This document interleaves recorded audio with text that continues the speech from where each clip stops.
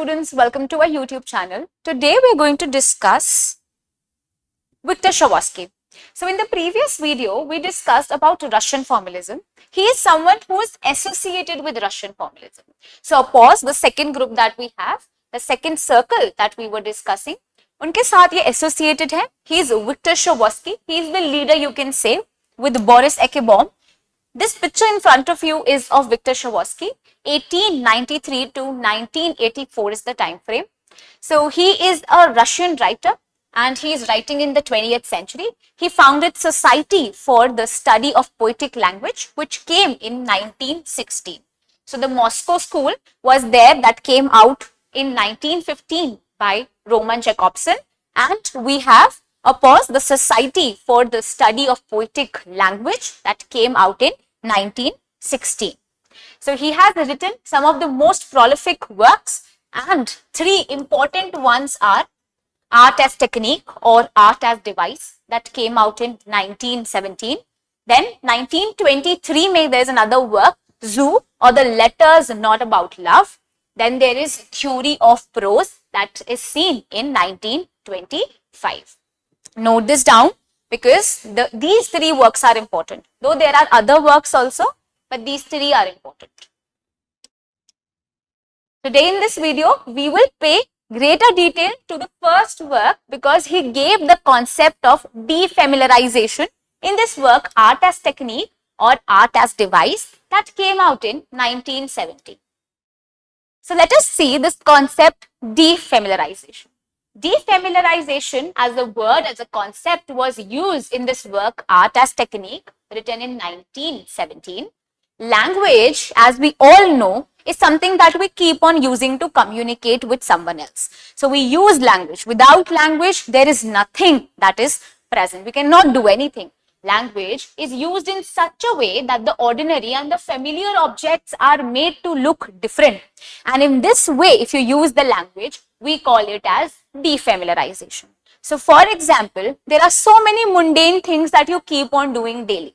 For example, telling your name, talking to someone on a daily basis, doing small talks, or maybe say holding a pen.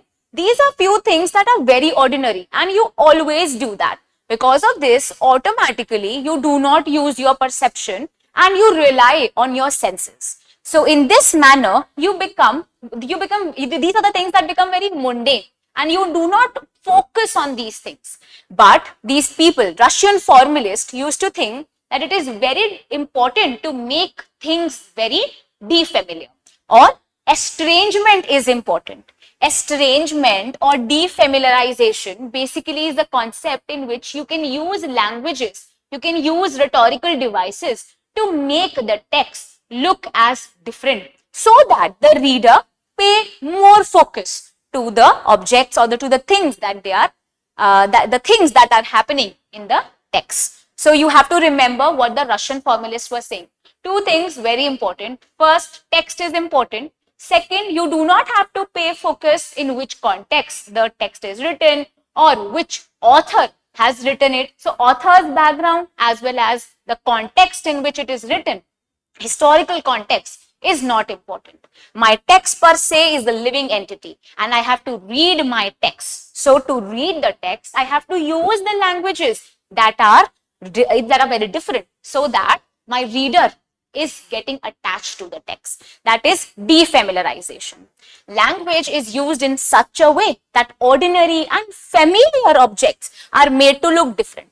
It is a process of transforming where language exerts its power to affect our perception. हमारी perception पे effect करने के लिए, effect create करने के लिए, we use language. In the previous video, I gave an example of my own name. So if my name is written in a very normal manner, you can read it or you may forget it. But if something is very off or maybe something is very different, then it is, then the other things that you day to day encounter, then you will remember it for a longer period of time, right? So you must have seen hoardings when you go to, when you go for shopping, you must have seen some of the hoardings, there are names written in a very different manner because they want you to pay focus on the name and you actually remember it for a longer period of time. That is how your perceptions are change. So this concept is discussed in this work, Art as Technique. It also later became the first chapter of this book, Theory of Prose, that came out in 1923. Then what does it mean, and what are we talking about in this book? There is always a need to turn something that has become over familiar into something so that you revitalize it. You need to change it in such a manner that you are, your energy is now again used in reading those things. You are not making it too automatic to remember, but you are changing the perception. You are hitting the reader hard so that they remember the things. So this concept, defamiliarization or making things strange, causes the audience to confront the object on a very different level, elevating level, on a very elevated level, and transforming it into something ordinary and practical, into work that is considered as an art. So ordinary and practical चीजों को आप art में बदल देते हैं. These formalist people try to change these everyday objects in a different manner. That is called as estrangement, right? That is called as making things different so that you can create an impact. Now, how can you do that? For example, first of all, you can make use of language in a very estranged manner. You can use literary devices, linguistic devices, stylistic techniques in a very ordinary manner. You can use these techniques so that the person gets attached to the text further. You can use innovative or unconventional languages. Then shifting perspectives can be done. I'll repeat, you can note this down. There can be estrangement of language. There can be shifting perspectives. Shifting perspectives. For example, viewpoints can be changed. Camera angles can be changed. So it is not only seen in the literature part, but also in media, these techniques are used. If camera angles change, the way you look at the objects also change. So it is shifting perspectives. There can be unusual angles, viewpoints, different techniques can be used. There can be heightened perceptions. So you can draw attention to the sensory manner in which the text is written, sensory details. Distortion and dislocation. Sometimes when you distort the things and then there is clarity, you remember it for long, right? So there the artist may deliberately distort or displace the familiar things, objects, settings, narratives, so that it creates sensation in your mind and the perception also changes. There can be juxtaposition as well as contrast that can be created. Places that are unrelated. For example, you are having a dream. It's a very vivid dream. You are transposed to heaven and you see fire.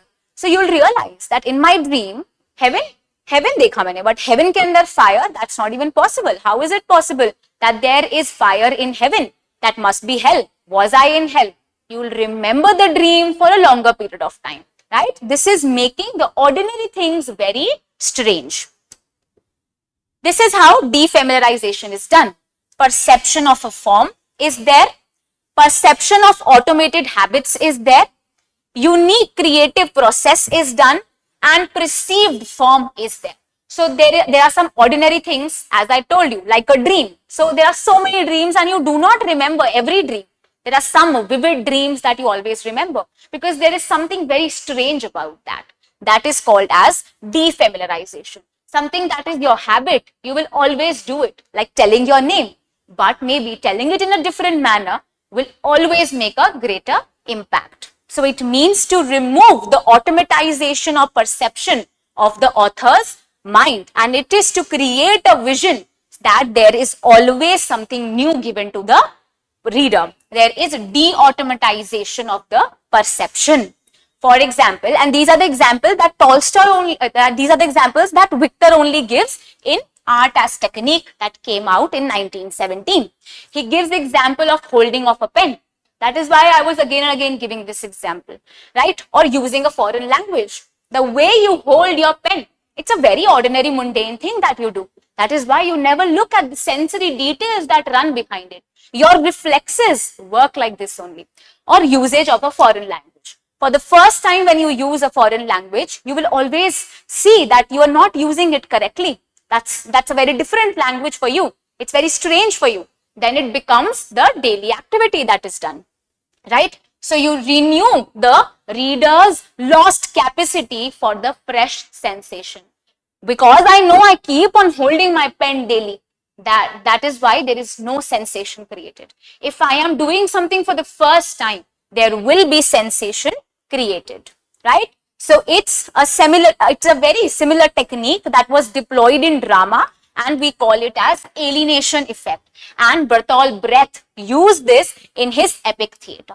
So we have all read Brecht. There is a homework for you. In the comment section, I want you to write at least 2 works of Brecht, and also you need to read a little bit about epic theater, right? So Bertolt Brecht used this technique of alienation effect. The cast is of course playing the roles on the stage, and there will always be a distance between the audience and the players who are playing the role. This will make the impact even more. The audience will have the impact of the things that are seen on the stage. They try to make it very disfamiliar. Estrangement is there. Alienation is there. These are seen in the works of Bertolt Brecht.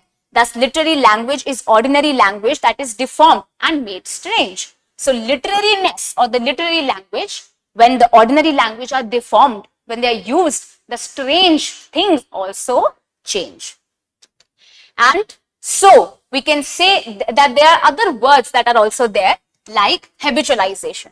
So, what is habitualization? Let us read this. Habitualization devours work, clothes, furniture, one's wife, and the fear of war, right? If the whole complex lives of many people go on unconsciously, then such lives are as if they have never been. So that is habitualization. This is a term that actually he started to talk about in his essay. So Victor was saying that there are always sensations of life, and if you keep on doing the things, if there are ordinary things like work, clothes, furniture, one's wife, fear of a war, if it keeps on happening again and again, there will never be anything that will act as a stimulus in the mind of the reader, right? And the art exists that one may recover the sensation of life. It exists to make one feel things, to make the stone stony, right? So he is saying that why do we use art? We use art so that these ordinary things like work, clothes, furniture, one's wife, they are changed. They are not ordinary. If they are ordinary, then they will actually have a unconscious impact. But to have a conscious impact, we use what? We use art. So art only exists so that you can make the life worth living, right? If the whole complex life of many people go on unconsciously, then such lives are as if they had never been, right? That is habitualization. We are so habitual of all of these things that there is no sensation. If you make things habitual, it becomes art. ऐसी life का फायदा ही क्या? That does not create an impact over you. So the life that creates an impact is a true life. That is true art. Then there is another concept, parallelism. The purpose of parallelism, like the general purpose of imagery, is to transfer the usual perception of the object into sphere of a new perception. That is to make unique semantic modification.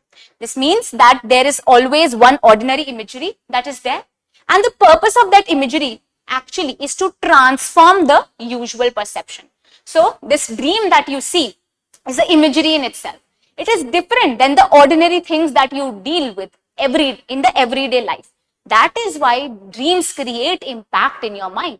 The perceptions are created. That is, the new perceptions are formed because of this.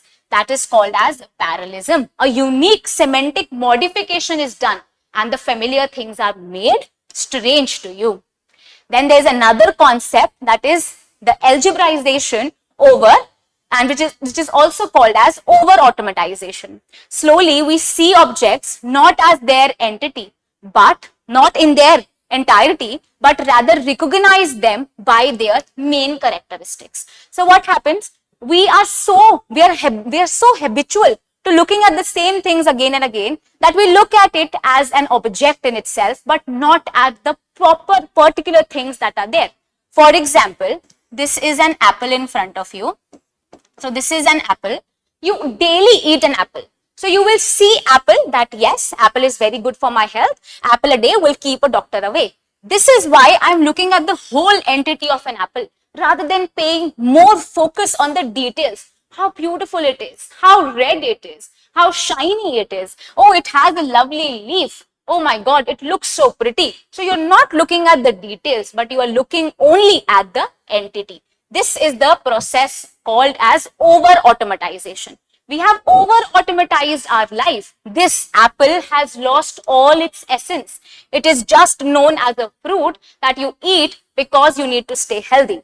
What about the beauty of the apple per se, right? The essence is forgotten and the object thus perceived fails to leave an impression on our mind. So to create an impact, to create an impression, you need to look at the intricacies, the other details that are hidden. So this apple is pretty because it is too red. It has two beautiful leaves attached to it. So these are the things that you pay focus when you do not automatize yourself. This over-automatization have made us like robots. Then, and art exists that one may recover the sensation of life. It exists to make one feel things, to make the stone stony. Again, this line is important and this is directly taken from the essay Technique of Art. It says that art exists ही क्यों करती है? Art only exists so that you recover from the mundane life. You look at something that is not at all ordinary. That is why texts are important. Rhetorical devices are important. You need to use different strategies to write the text. You need to use techniques to make things unfamiliar so that the reader always remembers the text and reads between the lines. You can do it in two ways. Techniques that you can make things unfamiliar. First is you can increase the difficulty level. So when you're reading a poem that is too complicated, you will pay more focus to it rather than reading a simple mundane poem. And also, you can increase the length of perception. You can make it very difficult, right? You can make it hard to understand, or you can make the perception very vivid. So these are the two ways as discussed by Viktor. Then he also talks about poetry a little bit. So poetry is a special way of thinking according to him. It is precisely a way of thinking in images. Poetry helps us to think in images, a way which permits what is generally called as the economy of mental efforts. So, right? So prose से ज़्यादा important है poetry. Why? Because poetry has a lot of images. You are not directly told what is there, but there are images. There is vivid images that is there, and you need to look at it in a proper manner. So it's an economy of mental effort. You put more effort, so you will remember it more. A way which makes for a sensation of the relative ease of the process. When you understand the things, when you understand the poetry, there is this ease, there is this perception that is created. Without imagery, there is no art. Art is thinking in images. This is what Viktor said in his essay. Art is thinking in images. Then he talks about Tolstoy a little bit. He gives the example of Tolstoy that Tolstoy actually used various techniques to make his work strange. That is why people love his works. For example, there is no names in his text, not naming the familiar objects that are there. This makes the text very different. Seeing objects for the first time, he brings out different objects for the first time, right? For example, the narrator of his famous work Kulstomer is the horse. So the narrator is the horse. This creates a very different sensation in the minds of the reader. In the work War and Peace, battle is seen as something very new. There are different battles, different ways in which you see the battle. There are different dogmas, there are different rituals that are made unfamiliar to you so that you remember it for long. This is what Leo Tolstoy has done in his works. And these are the examples that are quoted in the text also. So basically, art as technique is the article that Viktor wrote in, and of course here he is talking about what? He is talking about the way in which you can make things strange, defamiliarize things so that we remember. Art exists so that one can recover from the sensation of life. It exists to make one feel the things more, to make the stone stony. The purpose of art is to impact the sensation of things as they have perceived and not as they are known. How you perceive things is more important as the object that is directly given to you. The technique of art is to make objects unfamiliar, to make the various difficulty levels to increase the difficulty and the length of perception. For Shklovsky, the purpose of artistic forms and literature include to make the familiar unfamiliar, right? That is how your habits can be changed. There will be no habitualization, rather there will be different ways in which you can understand things, right? Now there are other works, as I told you, by Viktor Shklovsky, though what is important we have already discussed. You can take a screenshot, note these things down, because you can never challenge NTA. They can always ask anything. There is also an epistolary novel that he has written, Zoo, or Letters Not About Love. There is a memoir that he has written, A Sentimental Journey. There are collection of essays, The Theory of Prose, and there are many other works, right? So I hope you like this video. You gain a lot of different concepts. As I told you, anything can be asked, so read this in greater detail. Thank you so much for looking at this video, waiting till here. If you have any doubt, you can ask me that in the comment section and I'll surely reply to you. Thank you.